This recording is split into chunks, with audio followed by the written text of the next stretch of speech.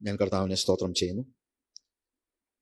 ഇന്നത്തെ ഈ പ്രത്യേകമായ സാഹചര്യത്തിൽ ഇവിടെ കടന്നു വന്ന് നിങ്ങളോട് ഒരുമിച്ച് ദൈവസന്നിധിയിൽ സമയം ചെലവഴിക്കുവാൻ, ദൈവവചനവുമായി നിൽക്കുവാനൊക്കെ കർത്താവിടെ ആക്കിയതോർത്ത് ഞാൻ കർത്താവിന് നന്ദി കരയറ്റുന്നു. ഇന്ന് നമുക്ക് കർത്താവിനെ പാടി ആരാധിക്കുവാൻ കർത്താവ് ഇടയാക്കി. അതുപോലെ ദൈവസന്നിധിയിൽ പ്രാർത്ഥിപ്പാൻ കർത്താവ് സമയത്തെ തന്നു. ഇനിയുള്ള അല്പസമയം ദൈവത്തിൻ്റെ വചനത്തിൽ നിന്ന് നമ്മൾ കേൾക്കുകയാണ്. ആ ദൈവവചന കേൾവി നമ്മുടെ ജീവിതത്തിന് ഏറ്റവും പ്രയോജനകരമാകേണ്ടതിന് നമുക്ക് പ്രാർത്ഥനയോടെ ആയിരിക്കാം. ഞാൻ എപ്പോഴും ഓർപ്പിക്കുന്നത് പോലെ, വേദപുസ്തകം ഓർപ്പിക്കുന്നത് പോലെ, വചനം കേൾക്കുക മാത്രം ചെയ്തുകൊണ്ട് തങ്ങളെ തന്നെ വഞ്ചിക്കാതെ അതിനെ ചെയ്യുന്നവരും ആയിരിക്കും. തീർച്ചയായും നമ്മുടെ ജീവിതത്തിന് ഒരു രൂപാന്തരം വരുത്തുന്നതിന് വേണ്ടിയാണ് ദൈവത്തിൻ്റെ വചനം. അല്ലെങ്കിൽ അത് വെറും ഉപദേശമായി, അക്ഷരമായി, വചനം അക്ഷരമായിട്ടല്ല, ആത്മാവിൻ്റെ ശക്തിയിൽ വചനം മനസ്സിലാക്കുവാൻ തക്കവണ്ണം, രൂപാന്തരം വരുത്തുവാൻ തക്കവണ്ണം, ട്രാൻസ്ഫർമേഷൻ, അതാണ് ഏറ്റവും അത്യാവശ്യമുള്ള കാര്യം. രൂപാന്തരീകരണം, നമ്മുടെ ജീവിതത്തിന് വളരെ രൂപാന്തരീകരണം ആവശ്യമുണ്ട്.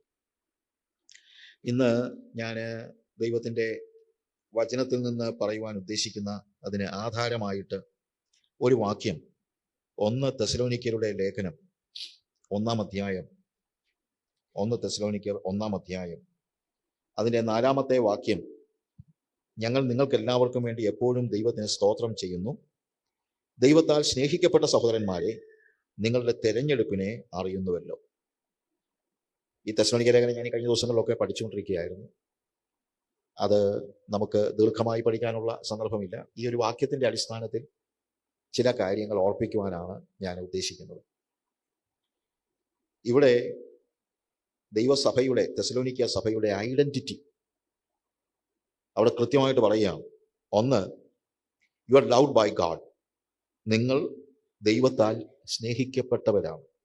2, നിങ്ങൾ തെരഞ്ഞെടുക്കപ്പെട്ടവരാണ്. You are loved by God and you are chosen by God. ഇത് തെസ്സലോനിക്കയിലെ ദൈവസഭയ്ക്ക് മാത്രമല്ല, നമുക്ക് എല്ലാവർക്കും ഒരുപോലെ പ്രസക്തമായ, ബാധകമായ നമ്മുടെ ഐഡന്റിറ്റി അതാണ്. ദൈവവുമായിട്ടുള്ള നമ്മുടെ ബന്ധത്തിൽ ദൈവത്തിൻ്റെ ഭാഗത്തു നിന്ന്, നമ്മുടെ ഭാഗത്ത് നിന്ന് നമ്മൾ ചെയ്യേണ്ട കാര്യങ്ങൾ ഒത്തിരി ഉണ്ട്. നമ്മുടെ ഭാഗത്ത് നിന്ന് നമ്മൾ എന്തെങ്കിലും ചെയ്യുന്നതിന് മുമ്പേ തന്നെ ദൈവം നമ്മുടെ ഭാഗത്ത്, അല്ലെങ്കിൽ ദൈവത്തിൻ്റെ ഭാഗത്ത് നിന്ന് നമുക്ക് ചെയ്യാനുള്ളത് ചെയ്തു കഴിഞ്ഞു ഓൾറെഡി. അതിലേറ്റവും പ്രധാനപ്പെട്ട 2 കാര്യമാണ്. 1, അവിടുന്ന് നമ്മളെ സ്നേഹിച്ചു. 2, അവിടുന്ന് നമ്മളെ തിരഞ്ഞെടുത്തു. ഇതിനകത്ത് 2-നകത്തും നമ്മൾ ഇനീഷ്യേറ്റ് ചെയ്തതല്ല. ശരിക്കും പറഞ്ഞാൽ സ്നേഹിച്ചതുപോലും നമ്മളല്ല കർത്താവിനെ ആദ്യം സ്നേഹിച്ചത്. കർത്താവ് നമ്മളെയാണ് സ്നേഹിച്ചത്. ആ സ്നേഹത്തോടുള്ള നമ്മുടെ പ്രതികരണം മാത്രമാണ് നമ്മുടെ സ്നേഹം. അല്ലാതെ നമ്മൾ സ്നേഹിച്ചപ്പോൾ ദൈവം നമ്മളെ സ്നേഹിക്കുകയല്ല. മറ്റെല്ലാ മതങ്ങളിലുമുള്ള ഏറ്റവും വലിയ പ്രശ്നം അതാണ്. ആരാധകൻ ആരാധിക്കുമ്പോൾ ആരാധകന്റെ ഇടപെടലിനനുസരിച്ച് സ്നേഹിക്കുകയും കരുതുകയും ചെയ്യുന്ന ഒരു ദൈവത്തെക്കുറിച്ചുള്ള സങ്കല്പമാണ്. ദൈവസങ്കല്പങ്ങളാണ്, അല്ലാതെ മറ്റൊന്നുമല്ല അവർക്കുള്ളത്. അപ്പോൾ അവിടെ ഇനീഷ്യേറ്റ് ചെയ്യേണ്ടത് ആരാണ്? ആരാധിക്കുന്നവനാണ്. അല്ലെങ്കിൽ നമ്മൾ വ്യക്തികൾ, മനുഷ്യർ ഇനീഷ്യേറ്റ് ചെയ്യുന്നതനുസരിച്ച് അതിനോട് റെസ്പോണ്ട് ചെയ്യുന്നവനായ ഒരു ദൈവം. എന്നാൽ നമ്മുടെ കാര്യത്തിൽ നേരെ തിരിച്ചാണ്. ദൈവം പറയാണ്, ഞാൻ ഓൾറെഡി ചെയ്യാനുള്ളത് ചെയ്തു കഴിഞ്ഞു, ഇനി നിങ്ങൾ റെസ്പോണ്ട് ചെയ്യണം. മറ്റു മതങ്ങളിൽ മനുഷ്യൻ ഇനീഷ്യേറ്റ് ചെയ്ത് ആദ്യം പ്രവർത്തിക്കേണ്ടത് മനുഷ്യനാണ്. ദൈവം, അവരുടെ ദൈവം, അവർ ദൈവം എന്ന് വിളിക്കുന്ന അത്, ആ ദൈവങ്ങൾ പിന്നീട് ഇങ്ങോട്ട് റെസ്പോണ്ട് ചെയ്യുകയാണ്. ശരിയല്ല ഞാൻ പറയുന്നത്? അതാണല്ലോ അവിടെ സംഭവിക്കുന്നത്. എന്നാൽ നമ്മുടെ കാര്യത്തിൽ അങ്ങനെയല്ല. നമ്മുടെ ദൈവം ഓൾറെഡി പ്രവർത്തിച്ചു. എന്നാൽ നമ്മൾ എന്ത് ചെയ്യണം? റെസ്പോണ്ട് ചെയ്യണം. നമ്മൾ അതിനോട് പ്രതികരിക്കണം. പ്രതികരണം നമ്മുടെ ഭാഗത്ത് നിന്ന്. ഇനീഷ്യേറ്റ് ചെയ്യുന്നത് മുഴുവൻ ദൈവം, പ്രതികരണം നമ്മുടെ ഭാഗത്ത് നിന്ന്. അത്രയും നമുക്ക് പറ്റുകയുള്ളൂ.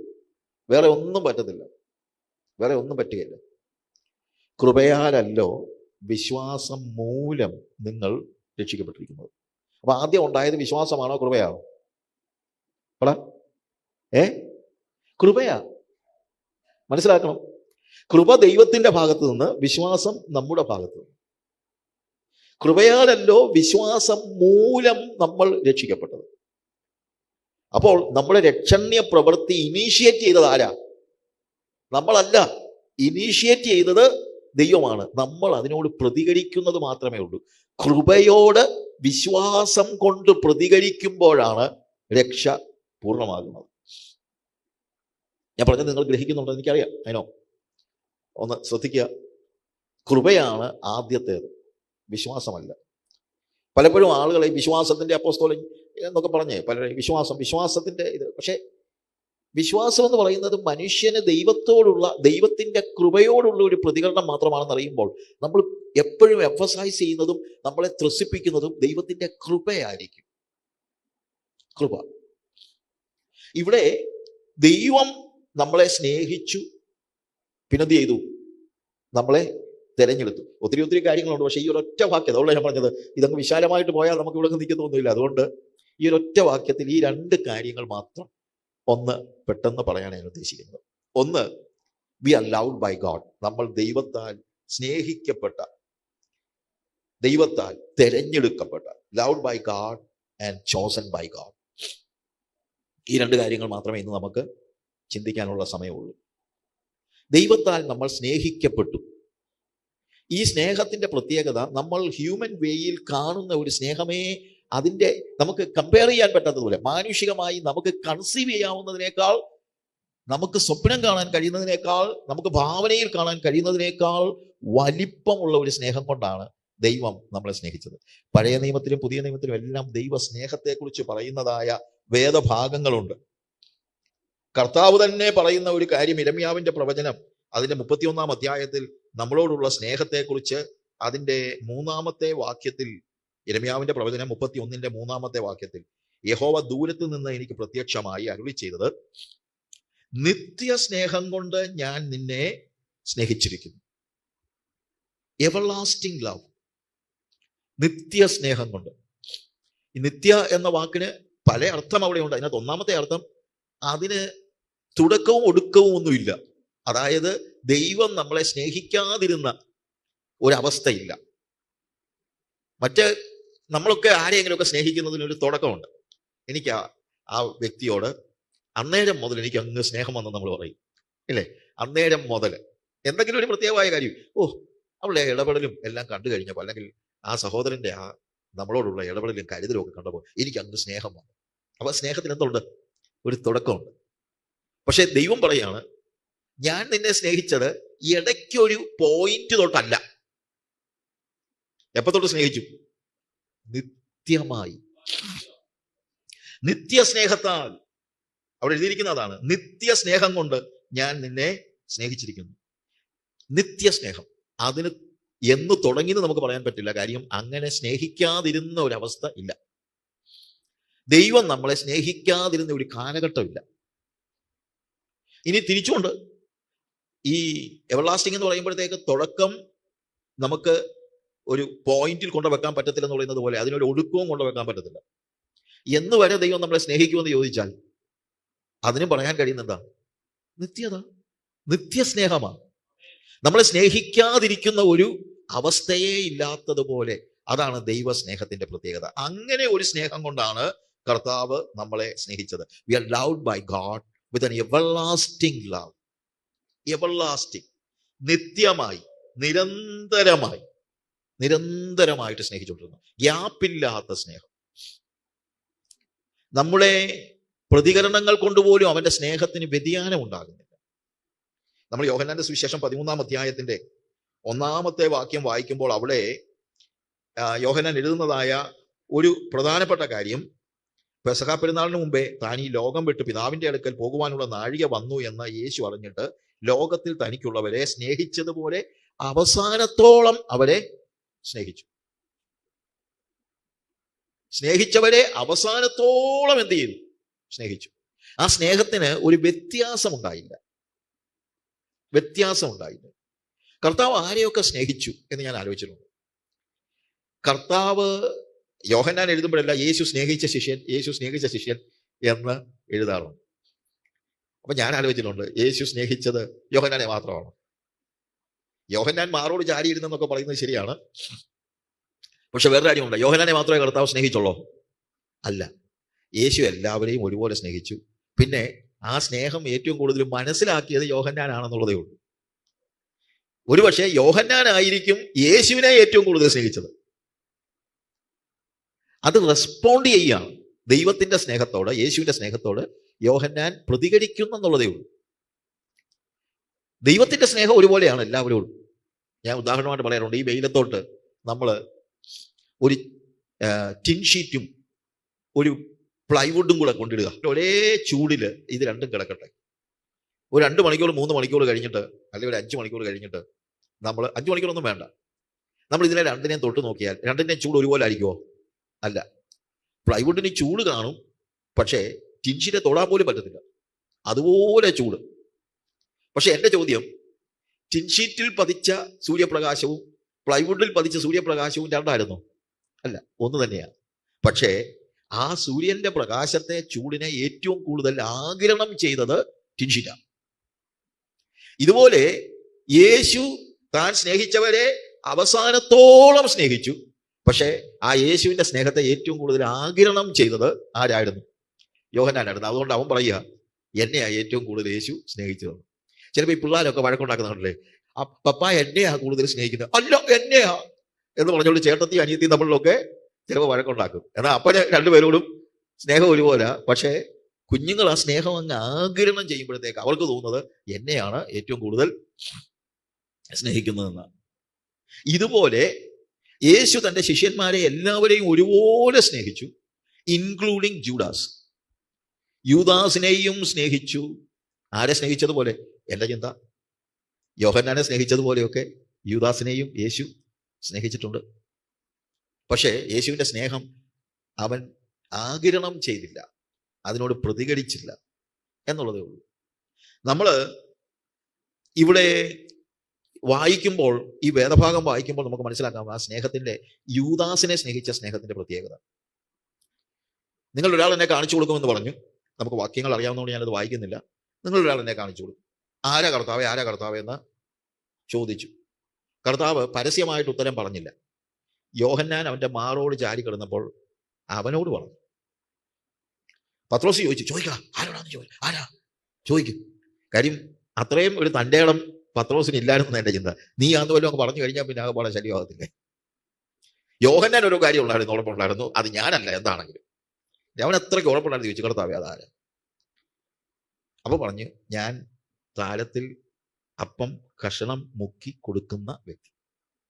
ഞാൻ അതിനെക്കുറിച്ച് ഒരു ഹിസ്റ്റോറിക്കലായിട്ട് നമ്മൾ അവരുടെ ഈ ബാക്ക്ഗ്രൗണ്ട് പഠിച്ചാൽ, ഒരു വിരുന്ന് നടക്കുമ്പോൾ ആ വിരുന്ന് നടത്തുന്ന ആളിന്റെ ഏറ്റവും അടുത്തിരിക്കുന്ന ആള്, ഈ ഹോസ്റ്റ് അപ്പം ചാറിൽ മുക്കി കൊടുക്കുന്നത് ആർക്കാണെന്ന് ചോദിച്ചാൽ, അവിടെ ഇരിക്കുന്നതിൽ ഇയാളെ ഏറ്റവും കൂടുതൽ സ്നേഹിക്കുന്ന ആൾക്കാ ഈ അപ്പം ചാറിൽ മുക്കി കൊടുക്കുന്നത്. അത് വെച്ച് നോക്കിക്കഴിഞ്ഞാൽ ഒരുപക്ഷെ യോഹന്നാൻ ഇത് ചോദിച്ചപ്പോൾ, കർത്താവ് അത് ചെയ്തപ്പോൾ, യൂദാസിന് അല്പമെങ്കിലും മനസാക്ഷി ഉണ്ടായിരുന്നെങ്കിൽ അവൻ മനസ്സിലാക്കണമായിരുന്നു, ഈ യേശു എന്നെ ഇത്രയും സ്നേഹിക്കുന്നുണ്ടോ? കാരണം മറ്റുള്ളവരിൽ അധികമായി അവനോട് സ്നേഹം പ്രകാശിപ്പിക്കുകയാണ്. എന്നിട്ടും അവൻ പോയി ഒറ്റ കൊടുത്തു. ഇനി ഒറ്റിക്കൊടുത്ത് 30 വെള്ളിക്കാശുമായിട്ട് തിരിച്ച് അതും കിലുക്കിക്കൊണ്ട് വന്ന്, അതും പോക്കലുണ്ട് കിലുക്കിക്കൊണ്ട് ചുമ്മനം കൊണ്ട് ഒറ്റിക്കൊടുക്കാൻ വന്നപ്പോൾ യേശു യൂദാസിനെ വിളിച്ച വിളി എന്താ? സ്നേഹിത, നീ വന്ന കാര്യം. സ്നേഹിത. ഞാൻ ചിലപ്പോൾ പറയാറുണ്ട്, യേശു അവനെ ഊതാൻ വിളിച്ചതൊന്നുമല്ല, ഒറിജിനലായിട്ട് വിളിച്ചതാണ്. അല്ലാതെ സ്നേഹിതരാണെന്ന് പറഞ്ഞ് നടക്കുക എന്ന് പറയാനല്ല പ്രത്യുത, ഹൃദയത്തിന്റെ ആഴത്തിൽ നിന്ന്. അപ്പോഴും അതാണ് തന്നെ സ്നേഹിച്ചവരെ അവൻ എന്ത് ചെയ്തു? അവസാനത്തോളം സ്നേഹിച്ചു, അന്ത്യത്തോളം. യൂദാസിനെ ഏറ്റവും ഒടുവിൽ വരെ സ്നേഹിച്ചു. അതാണ് കർത്താവിന്റെ എവർലാസ്റ്റിംഗ് ലവ് എന്ന് പറയുന്നത്. ഹല്ലേലൂയ. അപ്പോൾ യൂദാസിന്റെ കാര്യം പോട്ടെ, നമ്മളെ സംബന്ധിച്ചിടത്തോളം നമ്മൾ മനസ്സിലാക്കേണ്ട ഒരു കാര്യം, കർത്താവിന് നമ്മളോടുള്ള സ്നേഹത്തിന് വ്യതിചലനങ്ങളില്ല. അത് നിരന്തരമാണ്, നിത്യമാണ്. ആ സ്നേഹത്തിന് അളവുകളില്ല. നമ്മൾ എഫെസ്യ ലേഖനത്തിൽ വായിക്കുമ്പോൾ അതിൻ്റെ 2-ാമത്തെ അധ്യായത്തിന്റെ 4-ാമത്തെ വാക്യത്തിൽ, കരുണാസമ്പന്നനായ ദൈവം നമ്മെ സ്നേഹിച്ച മഹാസ്നേഹം നിമിത്തം, ഗ്രേറ്റ് ലവ്, ചെറിയ സ്നേഹമൊന്നുമല്ല, ഗ്രേറ്റ് ലവ്. അങ്ങനെ ഒരു സ്നേഹം കൊണ്ടാണ് യേശു നമ്മളെ സ്നേഹിച്ചത്, ദൈവം നമ്മളെ സ്നേഹിച്ചത്. അവിടെയാണ് പൗലോസ് പറയുന്നത്, ദൈവത്താൽ സ്നേഹിക്കപ്പെട്ട പ്രിയമുള്ളവരെ, നമ്മളെയൊക്കെ കർത്താവ് സ്നേഹിച്ചത് നമ്മുടെ സ്നേഹത്തിനുള്ള പ്രതികരണമായിട്ടല്ല. ദൈവം അങ്ങ് സ്നേഹിച്ചതാ. പക്ഷെ നമ്മൾ അതിനോട് പ്രതികരിക്കണം. യോഹന്നാൻ അതിനോട് പ്രതികരിച്ചു. അവൻ്റെ മാറോട് ചാരിയിരുന്നു. മറ്റെല്ലാവരും ഓടിപ്പോയപ്പോഴും യോഹന്നാൻ യേശുവിനെ ക്രൂശിൻ്റെ അടുത്തുവരെയും അനുഗമിച്ചു. അവൻ്റെ പ്രതികരണമാണ്. അങ്ങനെ ക്രൂശിൻ്റെ അടുത്ത് വരെ പോയത് കൊണ്ട് യേശു യോഹന്നാനെ സ്നേഹിച്ചതല്ല, പ്രത്യുത യേശുവിൻ്റെ സ്നേഹത്തോട് അവൻ്റെ പ്രതികരണമാണ്. ഏറ്റവും ഒടുവിൽ അമ്മയെ ചൂണ്ടിക്കാണിച്ച് യോഹന്നാനോട് പറയാണ്, ഇതാ നിന്റെ അമ്മ, നീ നോക്കിക്കോണം. ഇനി എൻ്റെ അമ്മയെ ഇനിയിപ്പോൾ എനിക്ക് ഫിസിക്കലി നോക്കാനായിട്ട് കഴിയത്തില്ല, നീ നോക്കിക്കോണം. സ്നേഹിച്ചത് കൊണ്ടാണ് ഏൽപ്പിച്ചു കൊടുത്തത്. പക്ഷെ ആ സ്നേഹം ദൈവസ്നേഹത്തിനോടുള്ള, യേശുവിൻ്റെ സ്നേഹത്തോടുള്ള പ്രതികരണമാണ്. നമ്മളും അതുപോലെ പ്രതികരിക്കണം. ഈ ദൈവത്തിൻ്റെ സ്നേഹം ദൈവം എക്സ്പ്രസ് ചെയ്യുന്നത് ചില്ലറ സാധനങ്ങളൊക്കെ നമുക്ക് തന്നുകൊണ്ടല്ല. നമ്മൾ പലപ്പോഴും സ്നേഹിക്കുന്നെങ്കിൽ ചിലപ്പോൾ മുട്ടായി വാങ്ങിച്ചു കൊടുത്തെന്നിരിക്കും, അല്ലെങ്കിൽ ഒരു ടോയ് വാങ്ങിച്ചു കൊടുത്തെന്നിരിക്കും. അതൊക്കെയാണ് നമ്മൾ സാധാരണ രീതിയിൽ ചെയ്യുന്നത്. പക്ഷെ അങ്ങനെയുള്ള ചില്ലറ കാര്യങ്ങൾ തന്നുകൊണ്ടല്ല കർത്താവ് നമ്മളെ സ്നേഹിച്ചുവെന്ന് തെളിയിക്കുന്നത്. പക്ഷെ ഇന്നത്തെ പല പ്രസംഗങ്ങളും നമുക്ക് ലഭിക്കുന്ന ചില്ലറ കാര്യങ്ങളുടെ അടിസ്ഥാനത്തിലാണ് ദൈവം നമ്മളെ സ്നേഹിക്കുന്നു എന്നുള്ളതിൻ്റെ തെളിവ് നമ്മൾ പറയുന്നത്. എന്നാൽ ആ എക്സ്പ്രഷൻ എന്താണ്? യോഹന്നാന്റെ സുവിശേഷം 3-ാം വാക്യം നമുക്ക് എല്ലാവർക്കും അറിയാവുന്ന വാക്യമാണ്, കാണാതറിയാവുന്ന വാക്യമാണ്. ദൈവം എന്ത് ചെയ്തെന്നാണ് പറഞ്ഞിരിക്കുന്നത്? തൻ്റെ ഏകജാതനായ പുത്രൻ വിശ്വസിക്കുന്ന ഏവനും നശിച്ചു പോകാതെ നിത്യജീവൻ പ്രാപിക്കേണ്ടതിന് ദൈവം അവനെ നൽകുവാൻ തക്കവണ്ണം ലോകത്തെ, മലയാളത്തിലില്ല, അത്രയ്ക്ക് സ്നേഹിച്ചു. God so loved the world എന്ന് വെച്ച് കഴിഞ്ഞാൽ സമാനതകളില്ലാത്ത സ്നേഹമാണ്. കർത്താവ് സ്നേഹിച്ചപ്പോൾ കർത്താവ് അത് എക്സ്പ്രസ് ചെയ്തു. ആ എക്സ്പ്രഷൻ എന്ന് പറയുന്നത് നമുക്ക് വേണ്ടി അവൻ ഏൽപ്പിച്ചു തരികയാണ്. യോഹന്നാന്റെ സുവിശേഷത്തിൽ തന്നെ 15-ാം അധ്യായത്തിൽ 12-13 വാക്യങ്ങൾ വായിക്കുമ്പോൾ കർത്താവ് അവിടെ പറയുന്ന ഒരു കാര്യമുണ്ട്. വാക്യങ്ങൾ ഞാൻ വായിക്കുന്നില്ല. അവിടെ പറഞ്ഞിരിക്കുന്നത്, സ്നേഹിതന്മാർക്ക് വേണ്ടി ജീവനെ കൊടുക്കുന്നതിനേക്കാൾ വലിയ സ്നേഹം കാണിപ്പാൻ ആർക്കും കഴിയുകയില്ല. സ്നേഹിക്കുന്നു എന്നുള്ളതിന്റെ തെളിവ് കൊടുക്കാൻ പറ്റുന്നത് എങ്ങനെയാണ്? സ്നേഹിതന് വേണ്ടി ജീവനെ കൊടുക്കുന്നത്. എന്നാൽ യേശുവിന്റെ കാര്യത്തിൽ സ്നേഹിതന് വേണ്ടി പോലുമല്ല ജീവൻ കൊടുത്തത്. അതാണ് പ്രത്യേകത. സ്നേഹിതന് വേണ്ടി ജീവനെ കൊടുക്കുന്നത് തന്നെ നമ്മൾ അങ്ങനെ വലിയ കാര്യമായിട്ട് എല്ലായിടത്തും കാണുന്നില്ല. റോമാലേഖനം 5-ാം അധ്യായത്തിൽ അതിൻ്റെ 6 മുതലുള്ള വാക്യങ്ങൾ വായിക്കുമ്പോൾ, നാം ബലഹീനരായിരിക്കുമ്പോൾ തന്നെ ക്രിസ്തു തക്ക സമയത്ത് അഭക്തർക്ക് വേണ്ടി മരിച്ചു. മറ്റു ദൈവങ്ങളൊക്കെ ഭക്തന്മാർക്ക് വേണ്ടിയാണ് എന്തെങ്കിലും ചെയ്യുന്നത്. പക്ഷെ ഇവിടെ യേശു എന്താ ചെയ്യുന്നത്? അഭക്തർക്ക് വേണ്ടി മരിച്ചു. എന്നിട്ട് പൗലോസ് പറയാണ്, നീതിമാനു വേണ്ടി ആരെങ്കിലും മരിക്കുന്നത് ദുർലഭം, ഗുണവാനു വേണ്ടി പക്ഷേ മരിപ്പാൻ തുനിയുമായിരിക്കും. ക്രിസ്തുവോ നാം പാപികളായിരിക്കുമ്പോൾ തന്നെ നമുക്ക് വേണ്ടി മരിക്കയാൽ ദൈവം തനിക്ക് നമ്മോടുള്ള സ്നേഹത്തെ പ്രദർശിപ്പിക്കുന്നു. നീതിമാനു വേണ്ടി ആരെങ്കിലും മരിക്കുന്നത് ദുർലഭം, നടക്കത്തേ ഇല്ലെന്ന് പറയാൻ പറ്റില്ല.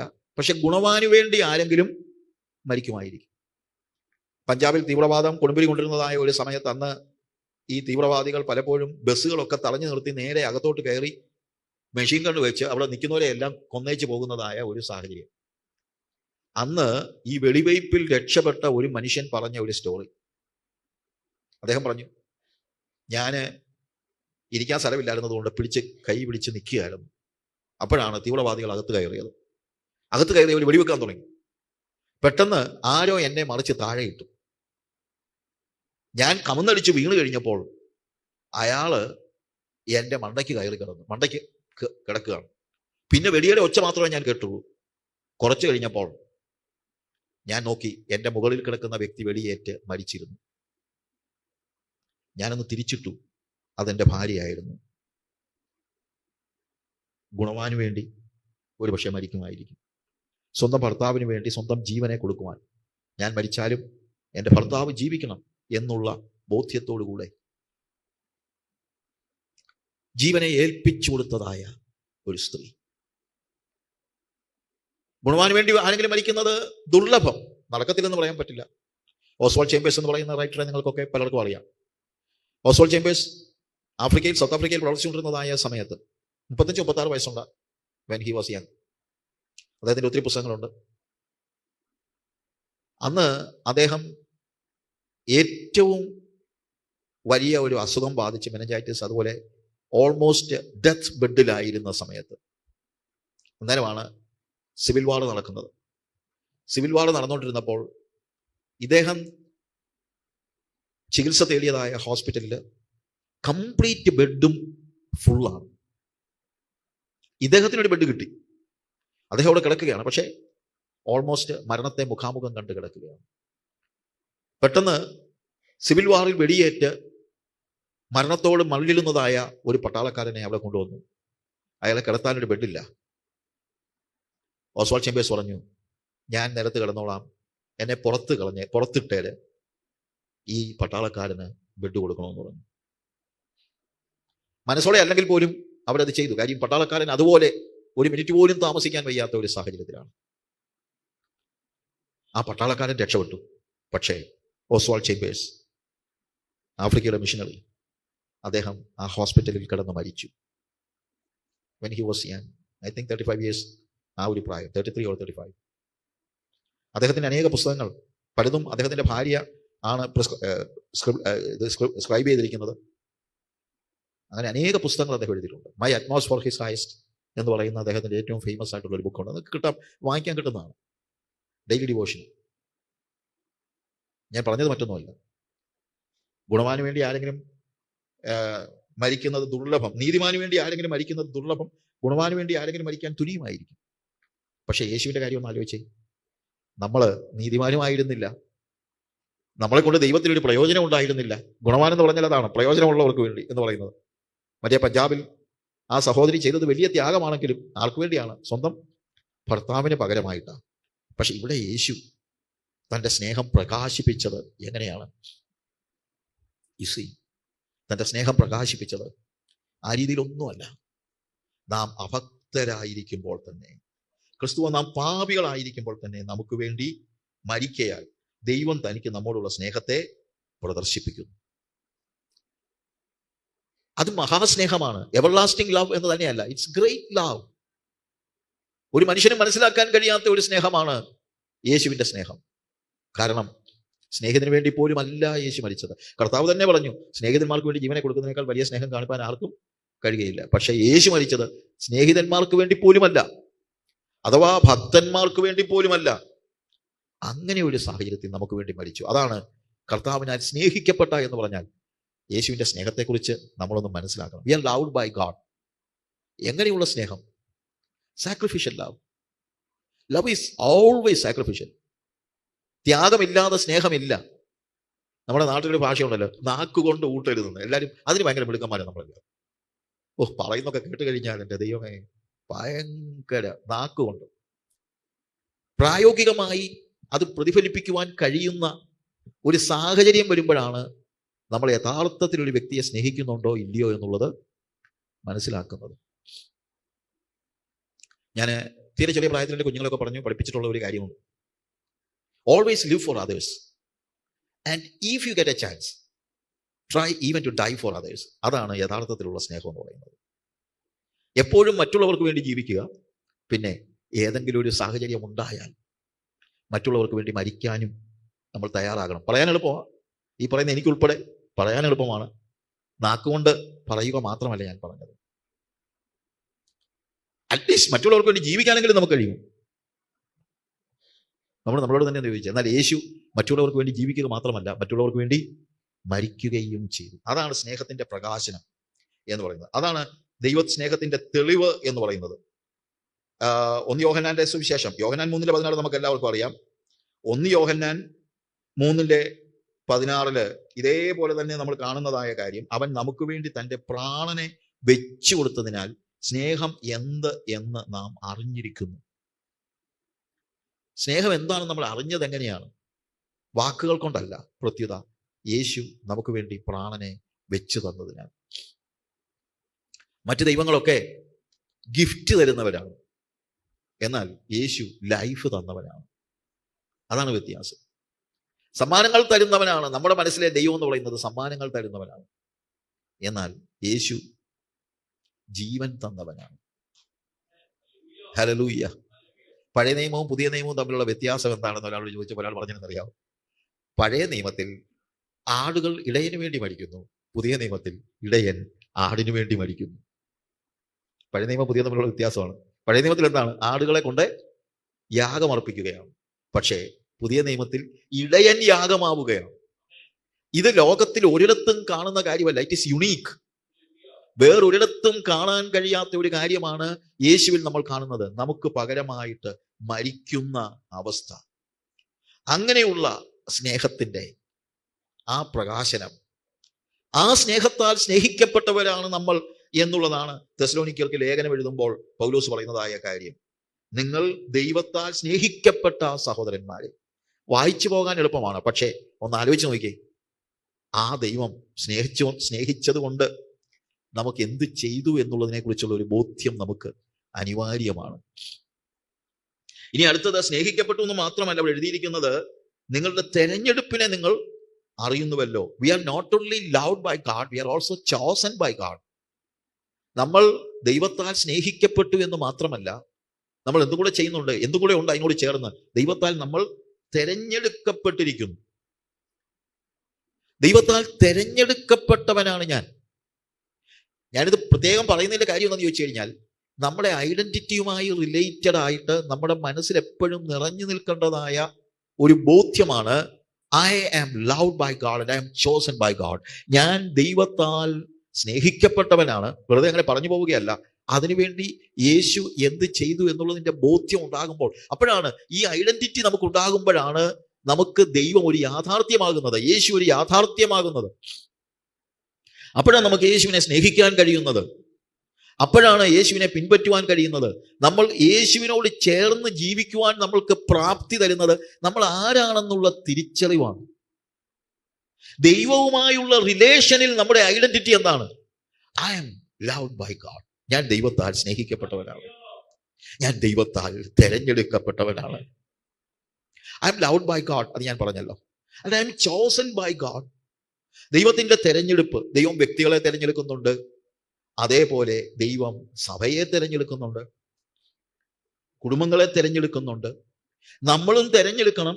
പക്ഷേ ദൈവത്തിന്റെ തെരഞ്ഞെടുപ്പിനോടുള്ള പ്രതിഫലനം മാത്രമാണ്, പ്രതികരണം മാത്രമാണ്.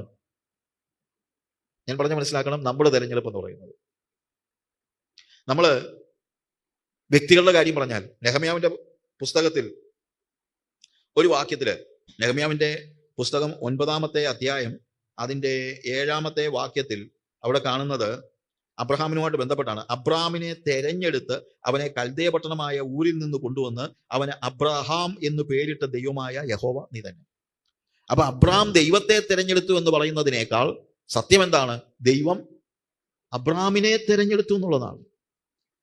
നമ്മൾ തെരഞ്ഞെടുക്കുകയല്ല, ദൈവം നമ്മളെ തെരഞ്ഞെടുത്തു. ആ തെരഞ്ഞെടുപ്പ് നമ്മൾ അക്സെപ്റ്റ് ചെയ്യുന്നെന്നുള്ളതേ ഉള്ളൂ.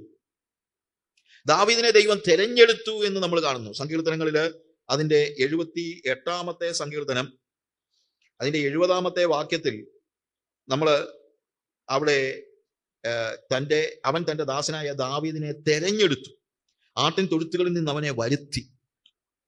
ദാവീദ് ദൈവത്തെ തെരഞ്ഞെടുത്തു എന്ന് പറയുന്നതിനേക്കാൾ ദൈവം എന്ത് ചെയ്തു? ദാവീദിനെ തെരഞ്ഞെടുത്തു. ഞാനും നിങ്ങളും യേശുവിനെ തെരഞ്ഞെടുത്തു എന്ന് നമ്മൾ ചിലപ്പോൾ പറയും, ഐ ചോസ് ജീസസ്. സത്യമാണ്. പക്ഷേ തെരഞ്ഞെടുപ്പ് തുടങ്ങിയത് എവിടുന്നാ?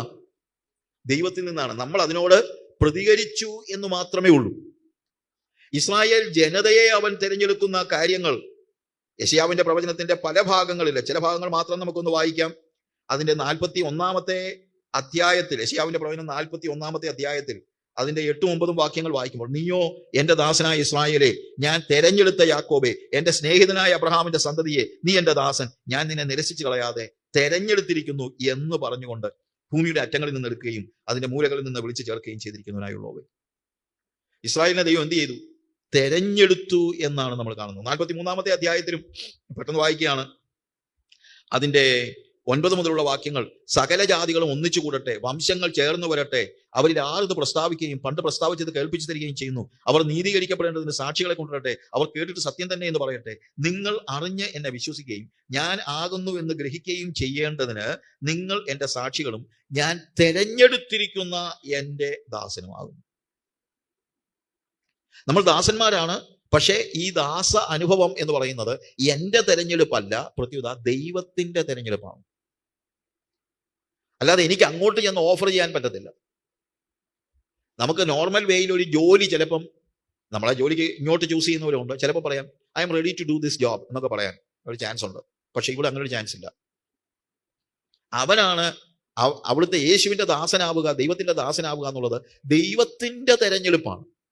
നമുക്ക് ആകപ്പാടെ കഴിയുന്നത് അതിനോട് പ്രതികരിക്കുക എന്ന് മാത്രമാണ്. 44-ാം അധ്യായത്തിന്റെ 1-ാം വാക്യത്തിലും 1 മുതലുള്ള വാക്യങ്ങൾ, ഇപ്പോഴോ എന്റെ ദാസനായ യാക്കോബേ, ഞാൻ തെരഞ്ഞെടുത്ത ഇസ്രായേലെ കേൾക്ക. 2-ാമത്തെ വാക്യത്തിൽ ഞാൻ തെരഞ്ഞെടുത്ത യെശൂരുവിനെ ഭയപ്പെടണ്ട. നോക്കുക, ഇവിടെ എല്ലാം ദൈവം തെരഞ്ഞെടുത്തു എന്നാണ് പറയുന്നത്. അപ്പോൾ സ്നേഹിച്ചത്, ഇനീഷ്യേറ്റ് ചെയ്തത് ദൈവമാണ്, തെരഞ്ഞെടുത്തതും ആര് തന്നെയാണ്? ദൈവമാണ്. പക്ഷേ നമ്മൾ ആ തെരഞ്ഞെടുപ്പ് സ്വീകരിക്കണം. നമുക്ക് വലിയ വിവാദങ്ങളൊക്കെ ഉണ്ട്. ദൈവം തെരഞ്ഞെടുത്തതാണെങ്കിൽ പിന്നെ നമുക്ക് ചോയ്സ് ഇല്ലെന്നും അങ്ങനെ പഠിപ്പിക്കുന്ന ടീച്ചിങ്സ് നമ്മുടെ ഇടയ്ക്ക് തന്നെ പലപ്പോഴും ഉണ്ട്. അതായത് എല്ലാം ദൈവം നേരത്തെ തന്നെ മുൻനിയമിച്ചതാണ്, അതുകൊണ്ട് നമുക്ക് പിന്നീട് ചോയ്സ് ഒന്നുമില്ല. ദൈവം ചിലരെ സ്വർഗത്തിലേക്ക് തിരഞ്ഞെടുത്തു, ചിലരെ ദൈവം നരകത്തിലേക്ക് തിരഞ്ഞെടുത്തു. അങ്ങനെ ദൈവം നരകത്തിലേക്ക് ആരെയും തിരഞ്ഞെടുത്തിട്ടില്ലെന്ന് വിശ്വസിക്കുന്ന ഒരാളാണ് ഞാൻ.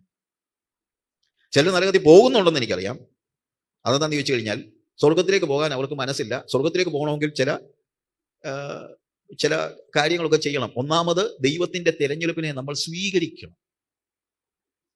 ദൈവത്തിന്റെ തെരഞ്ഞെടുപ്പിനെ നമ്മൾ സ്വീകരിക്കുക മാത്രമാണ്. വേണമെങ്കിൽ എനിക്കതിനെ നിഷേധിക്കാം.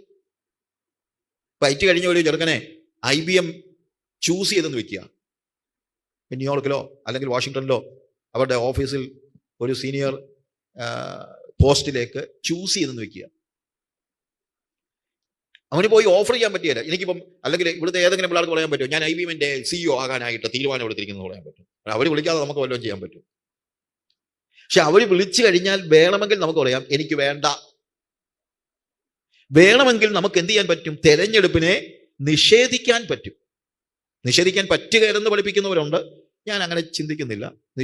കാര്യം ആത്യന്തികമായി നമുക്ക് ദൈവത്തിന്റെ തെരഞ്ഞെടുപ്പിനെ അക്സെപ്റ്റ് ചെയ്യാനോ റിജക്റ്റ് ചെയ്യാനോ നമുക്ക് കഴിയും എന്ന് ചിന്തിക്കുന്ന ആളാണ് ഞാൻ. പക്ഷെ അത് നമ്മളാ ചെയ്യുന്നത്. റെസ്പോണ്ട് ചെയ്യണം. സ്നേഹത്തോട് റെസ്പോണ്ട് ചെയ്യണം എന്ന് പറയുന്നത് പോലെ തന്നെ നമ്മൾ എന്ത് ചെയ്യണം? തെരഞ്ഞെടുപ്പിനോടും റെസ്പോണ്ട് ചെയ്യേണ്ടത് ആവശ്യമാണ്. എന്നാൽ നമ്മളെ തെരഞ്ഞെടുത്തു എന്ന് പറയുമ്പോൾ എങ്ങനെ തെരഞ്ഞെടുത്തു, ഏത് രീതിയിൽ തെരഞ്ഞെടുത്തു, എന്തായിട്ട് തെരഞ്ഞെടുത്തു എന്നുള്ളതിന് ചില വാക്യങ്ങൾ ഞാനൊന്ന് വായിക്കാം. നമ്മൾ സങ്കീർത്തനങ്ങൾ 33-ന്റെ 12-ാമത്തെ വാക്യത്തിൽ യഹോവ ദൈവമായിരിക്കുന്ന ജാതിയും അവൻ തനിക്ക് അവകാശമായി തെരഞ്ഞെടുത്ത ജനവും ഭാഗ്യമുള്ളത്. ഞാനിത് വായിച്ചപ്പോൾ വളരെ ആലോചിച്ചു. ദൈവം നമ്മളെ ചൂസ് ചെയ്തത് എന്തായിട്ടാണ്? ദാസനായിട്ടാണെന്ന് നമ്മൾ പഴയ നിയമത്തിൽ പല യെശയ്യാവിന്റെ പ്രവചനത്തിലൊക്കെ കണ്ടു, ദാസനായിട്ട്. പക്ഷെ ഇവിടെ പറയുന്നത് ദാസനാണ്, കാര്യം ശരിയാണ്. പക്ഷേ അവിടെ പറയുന്നത് blessed is the nation whose God is Jehovah, the people whom he hath chosen for his own inheritance. അവന്റെ ഇൻഹെറിറ്റൻസിനായിട്ട്, അവന്റെ അവകാശമായിട്ട്. ഇൻഹെറിറ്റൻസ് നമ്മൾ കൊടുക്കുന്നത് ആർക്കാ? നമ്മൾ ആർക്കാ ഇൻഹെറിറ്റൻസ് കൊടുക്കുന്നത്? മക്കൾക്കാ. അപ്പൊ നമ്മളെ തെരഞ്ഞെടുത്തത് ആരായിട്ടാണ്? മക്കളായിട്ട് തെരഞ്ഞെടുത്തിരിക്കുകയാണ്. നമ്മളെ ദൈവം അവന്റെ ഇൻഹെറിറ്റൻസ് ആണെന്നാ പറയുന്നത്. അപ്പൊ നമ്മൾ തെരഞ്ഞെടുപ്പ് ഒരു ചില്ലറ കാര്യമാണോ? ഹല്ലേലൂയ. എന്നെ ദൈവം അവന്റെ ഇൻഹെറിറ്റൻസ് ആയിട്ട്. ഞാൻ സ്നേഹത്തെക്കുറിച്ച് പറഞ്ഞു. നമ്മൾ എത്ര കർത്താവിനെ സ്തുതിച്ചാൽ പറ്റും? ഒരു യോഗ്യതയും ഇല്ലാതെ എന്നെ അവൻ സ്നേഹിച്ചു, എന്നെ അവൻ തെരഞ്ഞെടുത്തു. തെരഞ്ഞെടുത്തിട്ട് പറയാണ് യു ആർ മൈ ഇൻഹെറിറ്റൻസ്. എന്റെ അവകാശമാണ് നീ. അല്ലെങ്കിൽ എന്റെ പിന്തുടർച്ച ഞാൻ നിനക്ക് തരികയാണ്. ദൈവത്തെ പ്രതിനിധാനം ചെയ്യുവാനുള്ള അവകാശം നമുക്ക് തരികയാണ്. അങ്ങനെ ഇൻഹെറിറ്റൻസ് ആയിട്ട് ദൈവം നമ്മളെ തെരഞ്ഞെടുത്തിരിക്കുന്നു. അപ്പോൾ തെരഞ്ഞെടുപ്പിന്റെ ആ വലിപ്പം നമ്മളൊന്ന് നോക്കിക്കേ. വെറുതെ എന്തെങ്കിലും ആട്ട് നമ്മൾ വളരെ ലഘുവായിട്ട് എടുക്കുന്ന കാര്യങ്ങൾ. തെസ്സലോനിക്ക ലേഖനത്തിൽ 2 പറയുന്ന കാര്യം ഇതാണ്: ദൈവത്താൽ സ്നേഹിക്കപ്പെട്ടവരും ദൈവത്താൽ തെരഞ്ഞെടുക്കപ്പെട്ടവരുമായിട്ട്. Loved by God and chosen by God. അപ്പോൾ ദൈവത്താൽ തെരഞ്ഞെടുക്കപ്പെട്ടത് ഒരു വെറും സഭയിലെ ഒരു അംഗമായിട്ട് തെരഞ്ഞെടുത്തെന്നോ അല്ലെങ്കിൽ ആ ഒരു നിലയിലല്ല. ദൈവത്തിന്റെ ഇൻഹെറിറ്റൻസ് ആയിട്ട് ദൈവം തെരഞ്ഞെടുത്തിരിക്കും. ഇത് ദൈവത്തിന്റെ പ്രവൃത്തിയാണ് എന്ന് നമ്മൾ തീർച്ചയായും മനസ്സിലാക്കണം. എനിക്കിതിനകത്ത് പ്രത്യേകിച്ച് ഇത് സ്വീകരിക്കുകയല്ലാതെ വേറെ ഒന്നും എനിക്ക് ചെയ്യാനായിട്ട് കഴിയുകയില്ല. യോഹന്നാന്റെ സുവിശേഷത്തിൽ കൃത്യമായിട്ട് കർത്താവ് തന്നെ പറയുന്നതായ ഒരു കാര്യം, അതിന്റെ 15-ാമത്തെ അധ്യായത്തിൽ 19-ാമത്തെ വാക്യത്തിൽ നമ്മൾ വായിക്കുന്നത്, നിങ്ങൾ ലോകക്കാർ ആയിരുന്നുവെങ്കിൽ ലോകം തനിക്ക് സ്വന്തമായതിനെ സ്നേഹിക്കുമായിരുന്നു. എന്നാൽ നിങ്ങൾ ലോകക്കാരായിരിക്കാതെ ഞാൻ നിങ്ങളെ ലോകത്തിൽ നിന്ന് തെരഞ്ഞെടുത്തത് കൊണ്ട് ലോകം നിങ്ങളെ പകയ്ക്കുന്നു. ആരാ തെരഞ്ഞെടുത്തത്? ദൈവമാണ് തെരഞ്ഞെടുത്തത്, കർത്താവാണ് തെരഞ്ഞെടുത്തത്. We are chosen by God. 16-ാമത്തെ വാക്യത്തിൽ നിങ്ങൾ എന്നെ തെരഞ്ഞെടുത്തു എന്നല്ല, കൃത്യമായിട്ട് പറയുകയാണ്, ഞാൻ നിങ്ങളെ തെരഞ്ഞെടുത്തു, നിങ്ങൾ പോയി ഫലം കായ്ക്കേണ്ടത്. നമ്മൾ കൺവെൻഷൻ നടത്തിയാലും പറയുന്നത് എന്താണ്? Will you choose Jesus today? ഇന്ന് നിങ്ങൾ യേശുവിനെ തെരഞ്ഞെടുക്കുമോ? ഞാൻ അങ്ങനെ, നമ്മൾ ട്രാക്ട് പോലും ഉണ്ട്, ഞാനും എഴുതിയിട്ടുണ്ട്. ഹും വിൽ യു ചൂസ്? നിങ്ങൾ ആരെ തെരഞ്ഞെടുക്കും? തെരഞ്ഞെടുപ്പിന്റെ സമയത്തൊക്കെ കൊടുക്കാൻ ഞാൻ ജോർജ് ജോസിക്ക് എഴുതി കൊടുത്ത ഒരു ട്രാക്റ്റാണ്. നിങ്ങൾ ആരെ തെരഞ്ഞെടുക്കും? ശരിയാണ്, വി ആർ ചൂസിങ്. പക്ഷേ ഓൾറെഡി കർത്താവ് എന്ത് ചെയ്ത് കഴിഞ്ഞു? നമ്മളെ തെരഞ്ഞെടുത്ത് കഴിഞ്ഞു. ആ തെരഞ്ഞെടുപ്പ് സ്വീകരിക്കുക മാത്രമാണ് നമ്മൾ ചെയ്യുന്നത്. അതുകൊണ്ട് കർത്താവ് പറയാണ്, നിങ്ങൾ എന്നെ തെരഞ്ഞെടുത്തു എന്നല്ല, ഞാൻ നിങ്ങളെ തെരഞ്ഞെടുത്തു, നിങ്ങൾ പോയി ഫലം കായ്ക്കേണ്ടതിന്, നിങ്ങളുടെ ഫലം നിലനിൽക്കേണ്ടതിന് നിങ്ങളെ ആക്കി വെച്ചിരിക്കുന്നു. അതിനെക്കുറിച്ച് നമുക്ക് പിന്നീട് പറയാം. We are chosen by God. അത് ദൈവമാണ് തെരഞ്ഞെടുത്തത്. എവിടെ നിന്ന് തെരഞ്ഞെടുത്തെന്നാ പറയുന്നത്? ലോകത്തിൽ നിന്ന് തെരഞ്ഞെടുത്തു. ലോകത്തിൽ നിന്ന് തെരഞ്ഞെടുത്തു, ലോകത്തിൽ തന്നെ നമ്മളെ തിരിച്ചാക്കി. പക്ഷേ ലൗകികരായിട്ട് ലോകത്തിൽ നിന്ന് നമ്മളെ തെരഞ്ഞെടുത്തു, ലോകത്തിലേക്ക് നമ്മളെ പറഞ്ഞു വിട്ടു. പക്ഷെ ലൗകികരായിട്ടല്ല പറഞ്ഞു വിട്ടത്. തെരഞ്ഞെടുത്ത് അവൻ നമ്മളെ അവന്റെ അവകാശമാക്കി, ഇൻഹെറിറ്റൻസ് ആക്കി, അവനെ പ്രതിനിധീകരിക്കുവാനുള്ള അവകാശം തന്ന് ലോകത്തിലേക്ക് പറഞ്ഞു വിടുകയാണ്. തെരഞ്ഞെടുപ്പിന്റെ പ്രത്യേകത കണ്ടോ? എത്ര അത്ഭുതകരമായ ഒരു കാര്യം! ദൈവത്തിന്റെ തെരഞ്ഞെടുപ്പ് തനിക്ക് അവകാശമായിട്ട്. 135-ാം സങ്കീർത്തനത്തിലും ഇതുമായിട്ട് റിലേറ്റഡ് ആയിട്ടുള്ള ഒരു വേദഭാഗമുണ്ട്. ഞാൻ അതൂടെ വായിക്കാം അതിനോട് ചേർന്ന്. 135-ാം സങ്കീർത്തനം അതിന്റെ 4-ാമത്തെ വാക്യത്തിൽ, യഹോവ യാക്കോബിനെ തനിക്കായിട്ടും ഇസ്രായേലിനെ തന്റെ നിക്ഷേപമായിട്ടും തെരഞ്ഞെടുത്തിരിക്കുന്നു. എന്താ അതിന്റെ അർത്ഥം? നമ്മളെ ദൈവം തെരഞ്ഞെടുത്ത് ചില പദവികൾ തരാൻ വേണ്ടി മാത്രമല്ല. പ്രത്യുത നമ്മളെ തെരഞ്ഞെടുത്തത് അവന് വേണ്ടിയാണെന്നാണ്. We are chosen by God for himself. തനിക്കായിട്ട് തെരഞ്ഞെടുത്തു. ഇസ്രായേലിനെ തന്റെ നിക്ഷേപമായി തെരഞ്ഞെടുത്തു. തന്റെ നിക്ഷേപം, തനിക്ക് വേണ്ടി. ഞാൻ യേശുവിന്റെ വകയാണ്. നമ്മൾ പറഞ്ഞ് മനസ്സിലാക്കണം, ഞാൻ യേശുവിന്റെ വകയാണ്. നമുക്കെല്ലാം ഏറ്റവും സന്തോഷമുള്ളതെന്നറിയാമോ? യേശു എൻ്റെ വകയാണെന്ന് പറയുന്നതാണ് നമുക്ക് എല്ലാവർക്കും സന്തോഷം. ഞങ്ങളുടെ ജൂനിയർ 3-4 വയസ്സുള്ളപ്പോൾ ഇങ്ങനെ ചുമ്മാ അവൾ ഈ ഉണ്ടാക്കി പാട്ട് പാടുമായിരുന്നു. പാടിയത് എന്നാന്നറിയാമോ? യേശു എൻ്റെയാ, യേശു എൻ്റെയാ, എൻ്റെയാ, എൻ്റെയാ, യേശു എൻ്റെയാ. ഇത് അവൾ പാടിയത്. കൊച്ചല്ലേ പാടട്ടെ. അപ്പൊ ഞാൻ അവളോട് പറഞ്ഞു, മോളെ അതിൻ്റെ കൂട്ടത്തിൽ ഒന്നുകൂടെ പാടണം, ഞാൻ യേശുവിൻ്റെയാന്നൂടെ പാടണം. യേശു എൻ്റെയാന്ന് പറയാൻ എല്ലാവർക്കും സന്തോഷമാണ്, നമ്മൾ ഇൻഹെറിറ്റ് ചെയ്യാൻ. പക്ഷെ കർത്താവ് പറയാണ്, ഞാൻ നിങ്ങളെ തിരഞ്ഞെടുത്തത് എൻ്റെ ഇൻഹെറിറ്റൻസ് ആയിട്ടാണ്. യേശു എൻ്റെയാ എന്ന് പറയുന്നത് നല്ല കാര്യം. പക്ഷെ മിക്കപ്പോഴും നമ്മൾ പറയുന്നത് വല്ലതും കിട്ടാൻ വേണ്ടിയാ യേശു എൻ്റെയാ എന്ന് പറയുന്നത്. ഞാൻ യേശുവിൻ്റെ ആണെന്ന് പറഞ്ഞാൽ ഉത്തരവാദിത്വമാണ് ഉണ്ടാകുന്നത്. യേശു എൻ്റെ ആണെന്ന് പറയുമ്പോൾ ഒരു പ്രിവിലേജ് ആണ്. പക്ഷെ ഞാൻ യേശുവിൻ്റെ ആണെന്ന് പറയുമ്പോൾ റെസ്പോൺസിബിലിറ്റിയാണ്. യേശു എൻ്റെ ആണെന്ന് പറയുമ്പോൾ എനിക്ക് ഒത്തിരി എന്തെങ്കിലുമൊക്കെ കിട്ടുന്ന കാര്യമാണ് പറയുന്നത്. പക്ഷേ ഞാൻ യേശുവിൻ്റെ ആണെന്ന് പറഞ്ഞു കഴിഞ്ഞാൽ അതാണ് സത്യം. അങ്ങനെ കർത്താവ് പറഞ്ഞത്. യാക്കോബിനെ തനിക്കായി, ഇസ്രായേലിനെ തൻ്റെ നിക്ഷേപമായി തിരഞ്ഞെടുത്തിരിക്കുന്നു. നിക്ഷേപം വിട്ടുകളയത്തില്ല. നമ്മൾ ചില കാര്യങ്ങൾക്ക് നമ്മൾ സൂക്ഷിച്ചു വെക്കത്തില്ല. എത്രയോ കാര്യങ്ങൾ നമ്മൾ പുറത്ത് കിടപ്പുണ്ട്, നമ്മുടെ വീടിൻ്റെ പുറത്ത് കിടക്കുന്നുണ്ട്. അല്ലെങ്കിൽ കൊണ്ടുപോകണം എന്നെ കൊണ്ടുപോകുന്നെങ്കിൽ അങ്ങ് കൊണ്ടുപോകട്ടെ. നമുക്കിപ്പോൾ എല്ലാം കൂടെ എടുത്ത സേഫിനകത്ത് വല്ലതും വെക്കാൻ പറ്റും? അലമാരിക്കകത്ത് സേഫിനകത്ത് കൊണ്ട് പൂട്ടി വെക്കാനൊന്നും പറ്റത്തില്ലല്ലോ. പക്ഷെ വേറെ കാര്യമുണ്ട്, നഷ്ടപ്പെടരുത് എന്ന് നമുക്ക് ഉൾബോധ്യമുള്ള കാര്യങ്ങൾ നമ്മൾ വഴിയിലിട്ടേക്കത്തില്ല. നമ്മൾ എന്ത് ചെയ്യും? നമുക്കായിട്ട് നിക്ഷേപമായിട്ട് സൂക്ഷിച്ചു വെക്കും. അവന്റെ നിക്ഷേപമാണ് നമ്മൾ, അവന്റെ വകയാണ് നമ്മൾ, അവൻ നമ്മുടെ ഉടമസ്ഥനാണ്. അതാ ഇവിടെ പറയുന്നത്. യഹോവ യാക്കോബിനെ തനിക്കായിട്ട് വേർതിരിച്ചിരിക്കും, തെരഞ്ഞെടുത്തിരിക്കുന്നു. ഞാൻ യേശുവിൻ്റെയാണ്. യേശു എൻ്റെയാണ്, പക്ഷെ ഞാൻ യേശുവിൻ്റെയാണ്. യേശു എൻ്റെ മണവാളനാണ്, എൻ്റെ ഭർത്താവാണ്. ഒരു ഭർത്താവ് ഭാര്യയെക്കുറിച്ച് പറയുന്നത് എന്താണ്? നീ എൻ്റെയാണ്. അതിൻ്റെ അർത്ഥം എന്നാ? വേറെ വല്ലവൻ്റെ പുറകെ പോകരുതെന്ന് എന്നാ അതിൻ്റെ അർത്ഥം. ഭാര്യ പോകത്തില്ല നമുക്കറിയാം, അതല്ല ഞാൻ പറഞ്ഞത്. പക്ഷേ എൻ്റെ ഭാര്യയാണ്, you are my wife, you are mine, നീ എൻ്റെ ആണെന്ന് പറയുമ്പോൾ എൻ്റേത് മാത്രമായിരിക്കണം എന്നാണ് അതിൻ്റെ അർത്ഥം. യേശുവിൻ്റെ ഏറ്റവും വലിയ പ്രത്യേകത, അവൻ നമ്മുടെ ഉടമസ്ഥനാണെന്ന് മാത്രമല്ല, അവൻ നമ്മുടെ മണവാളനാണ്, നമ്മുടെ ഭർത്താവാണ്. എന്നാൽ യേശുവിൻ്റെ പ്രത്യേകത, അവനൊരു പൊസസീവായിട്ടുള്ള ഹസ്ബൻഡാണ്. എന്ന് വെച്ച് കഴിഞ്ഞാൽ വേറെ ആർക്കും വിട്ടുകൊടുക്കത്തില്ല. ആഫ്രിക്കയിലെ പല ട്രൈബിലും പല ഭർത്താക്കന്മാരുള്ള ഭാര്യമാരുണ്ട്. ചിലപ്പോൾ ഇതിലൂടെ കുറച്ച് നാൾ താമസിക്കും, ചിലപ്പോൾ ഒരു കൊച്ചുമുണ്ടായിരിക്കും. കൊച്ചിനെയും കളഞ്ഞേച്ച് അവൾ ചിലപ്പോൾ വേറെ വല്ലവൻ്റെയും പുറകെ പോകും. വേറെ വല്ലവൻ്റെയും പുറകെ പോയി അവനെ ഇഷ്ടപ്പെട്ടില്ലെങ്കിൽ തിരിച്ച് ചിലപ്പോൾ ഇവൻ്റെ അടുത്ത് തന്നെ വരും. ഇവൻ കയ്യിൽ നീട്ടി സ്വീകരിക്കും. പൊസസീവ് അല്ല. പക്ഷെ യേശു അങ്ങനെ ഇട്ടേച്ച് പോകുന്നവനെ എല്ലാം തിരിച്ചു വരുമ്പോഴത്തേക്ക് വന്നാട്ടെ എന്ന്. തിരിച്ചു വരാൻ പറ്റത്തില്ലെന്നല്ല ഞാൻ പറയുന്നത്, പക്ഷെ വേറെ കാര്യമുണ്ട്. പക്ഷെ എൻ്റെ യേശുവിൻ്റെ ഒരു പ്രത്യേകത, അവൻ ഭയങ്കര പൊസസീവാണ്. വേറെ ആരെയും പ്രണയിക്കുന്നത് യേശുവിനെ സഹിക്കാൻ കഴിയത്തില്ല. അതാണ് അവൻ നമ്മളെ നിക്ഷേപമായി വിളിച്ചിരിക്കുന്നു എന്ന് പറഞ്ഞാൽ അതിൻ്റെ അർത്ഥം. പൊസസീവായിട്ടുള്ള ഒരു ഹസ്ബൻഡ്, പൊസസീവ്. സമ്പൂർണമായും നമ്മുടെ കംപ്ലീറ്റ് ആയിട്ടുള്ള നമ്മുടെ ഡിവോഷൻ എന്ന് പറയുന്നത് ആരോട് മാത്രമായിരിക്കണം? നമ്മുടെ ഭർത്താവായ യേശുവിനോടായിരിക്കണം. Undivided love, loyalty, undistorted loyalty. മുറിച്ചു കൊടുക്കാൻ കഴിയില്ല.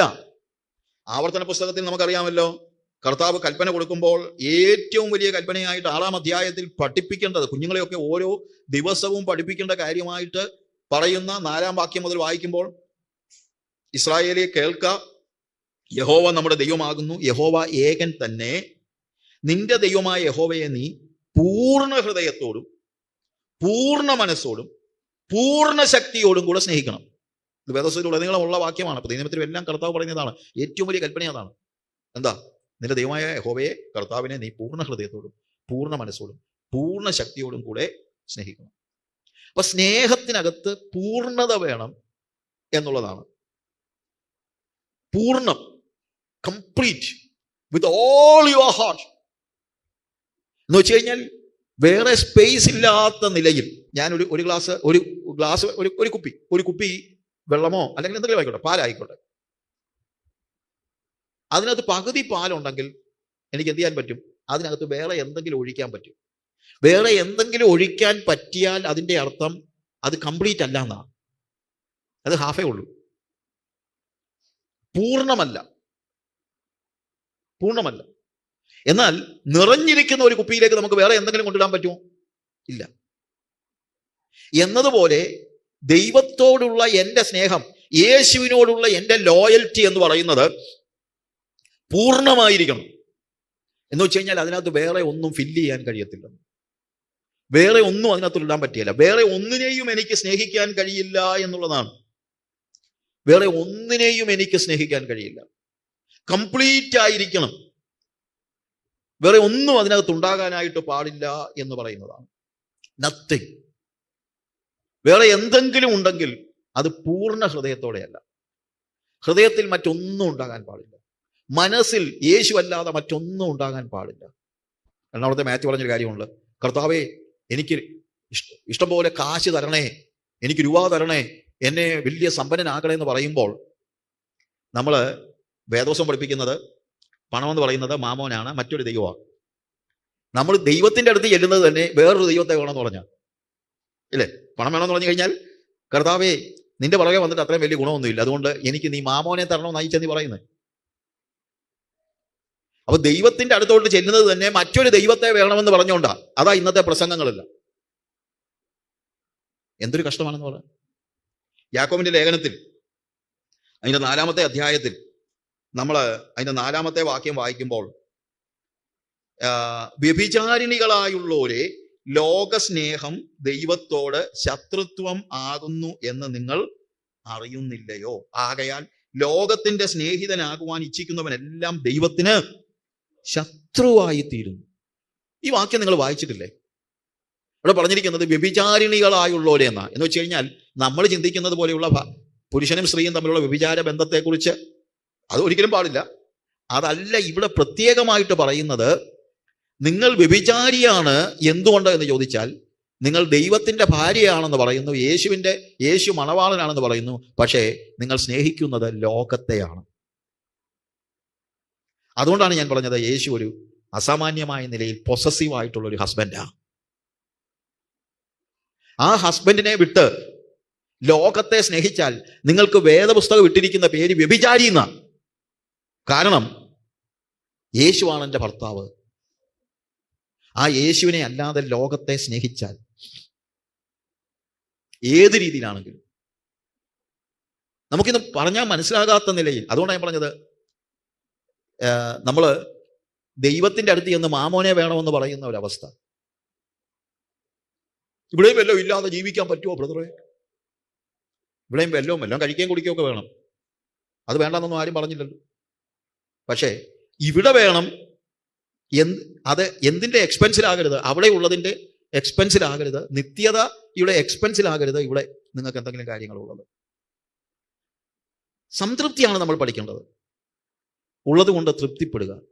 ലോകത്തെ സ്നേഹിക്കുന്നവൻ, ലോകസ്നേഹം ദൈവത്തോട് ശത്രുത്വമാകുന്നെന്നാണ് പറയുന്നത്. ലോകസ്നേഹം ദൈവത്തോട് ശത്രുത്വമാകുന്നു. കൊലോസ്യ ലേഖനം 3-ാം അധ്യായത്തിൽ പറയുന്നുണ്ട്, ഭൂമിയിലുള്ളതല്ല ഉയരത്തിലുള്ളത് തന്നെ അന്വേഷിപ്പിൻ. എൻ്റെ ഹൃദയത്തിൽ മുഴുവൻ നിറഞ്ഞു നിൽക്കുന്നത് നിത്യതയാകുമ്പോഴാണ് ഞാൻ അവനെ പൂർണ്ണ ഹൃദയത്തോടെ സ്നേഹിക്കുന്നത്, പൂർണ്ണ മനസ്സോടെ സ്നേഹിക്കുന്നത്. എൻ്റെ ഹൃദയം മുഴുവൻ യേശു ആയിരിക്കണം. ഭൂമിയിലുള്ള കാര്യങ്ങൾ എൻ്റെ ഹൃദയത്തിൽ കുത്തി നിറച്ചാൽ ഞാൻ വ്യഭിചാരിണിയാവുകയാണ്. ലോകത്തിൻ്റെ സ്നേഹിതനാകുവാൻ ഇച്ഛിക്കുന്നവനെല്ലാം ദൈവത്തിൻ്റെ ശത്രുവായി തീരുന്നു എന്നാണ്. അങ്ങനെ പറഞ്ഞാൽ ഇന്നിപ്പം വന്ന് നല്ലൊരു ശതമാനം ആളുകളും ദൈവത്തിൻ്റെ ശത്രുക്കളാണ്. സഭായോഗത്തിന് വരും എന്നുള്ളതേ ഉള്ളൂ. കാര്യം ലോകവും വേണം ദൈവവും വേണം എന്ന് പറയുന്നവൻ ദൈവത്തിൻ്റെ ശത്രുവാണ് എന്നുള്ളതാണ് നമുക്ക് മനസ്സിലാക്കാൻ കഴിയുന്നത്. നമ്മളെ ദൈവം വിളിച്ചത് യേശുവിനെ മാത്രം സ്നേഹിക്കാനാണ്. വേറെ ഒന്നിനെയും സ്നേഹിക്കാതെ യേശുവിനെ മാത്രം സ്നേഹിക്കുവാൻ. നമ്മളെ എന്തിനാണ് ദൈവം തെരഞ്ഞെടുത്തത്? യേശുവിനെ മാത്രം സ്നേഹിക്കുവാൻ. നമ്മളെ നിക്ഷേപമായിട്ട് തെരഞ്ഞെടുത്തിരിക്കുകയാണ്. അവനായി വിളിച്ചിരിക്കുകയാണ്, അവനായി തെരഞ്ഞെടുത്തിരിക്കുകയാണ്. യേശു എൻ്റെയാണ് എന്ന് പറയുന്നത് നല്ല കാര്യമാണ്. പക്ഷേ ഞാൻ യേശുവിൻ്റേതുമാണ് എന്ന് നമ്മൾ മനസ്സിലാക്കണം.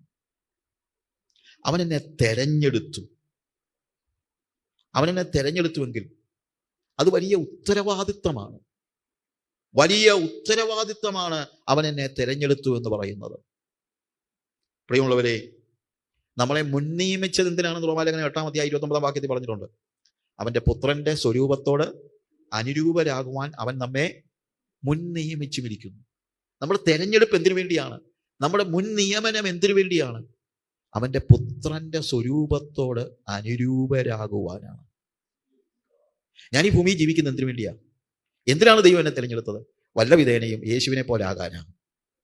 ഓരോ ദിവസങ്ങളിലും ഞാൻ എന്നോട് തന്നെ ചോദിക്കുന്ന ചോദ്യം ഇതാണ്: ഞാൻ ഇന്ന് യേശുവിനോട് എത്രത്തോളം അനുരൂപത പ്രാപിച്ചിട്ടുണ്ട്?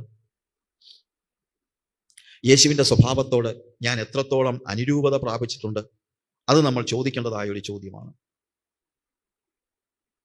ഇനി വീണ്ടും ഉണ്ട്, എന്നെ തെരഞ്ഞെടുത്തത് ഒന്ന്, അവൻ്റെ പുത്രന്റെ സ്വരൂപത്തോട് അനുരൂപരാകുവാൻ, അവനെ മാത്രം സ്നേഹിക്കുവാൻ, അവനെ മാത്രം പിൻപറ്റുവാൻ, പൂർണ്ണ ഹൃദയത്തോടും പൂർണ്ണ മനസ്സോടും പൂർണ്ണ ആത്മാവോടും കൂടെ അവനെ സ്നേഹിക്കുവാൻ ആണ് അവൻ എന്നെ തിരഞ്ഞെടുത്തത്. എന്നാൽ ഒരു ഭാഗം കൂടെ ഞാൻ പെട്ടെന്ന് പറയാം. യോഹന്നാന്റെ സുവിശേഷം നമ്മൾ വായിച്ച കാര്യമുണ്ടല്ലോ, വായിച്ചിരിക്കുന്നത് അതിൻ്റെ 15-ാം അധ്യായത്തിൽ. യോഹന്നാന്റെ സുവിശേഷം നമ്മൾ വായിച്ച ഒരു വേദഭാഗമാണ്.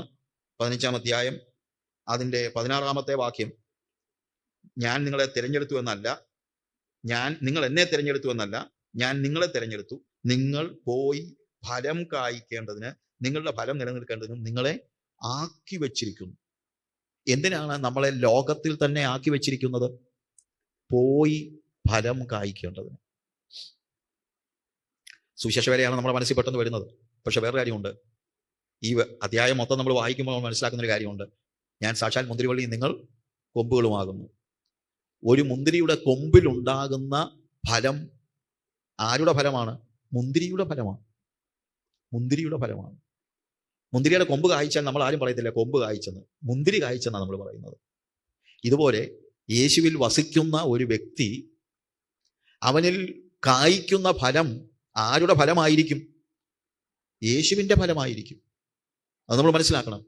ആ യേശുവിൻ്റെ ഫലം ഞാൻ സഭയ്ക്കുള്ളിൽ മാത്രം കായ്ച്ചാൽ പോരാ, എന്ത് ചെയ്യണം? പോയി ഫലം കായ്ക്കേണ്ടതിന്, മറ്റുള്ളവരുടെ അടുത്തേക്ക് ചെന്ന് യേശുവിൻ്റെ ഫലം അവർക്ക് കാണിച്ചു കൊടുക്കുന്ന, അതിനുവേണ്ടിയാണ് അവൻ നമ്മളെ തെരഞ്ഞെടുത്തിരിക്കുന്നത്.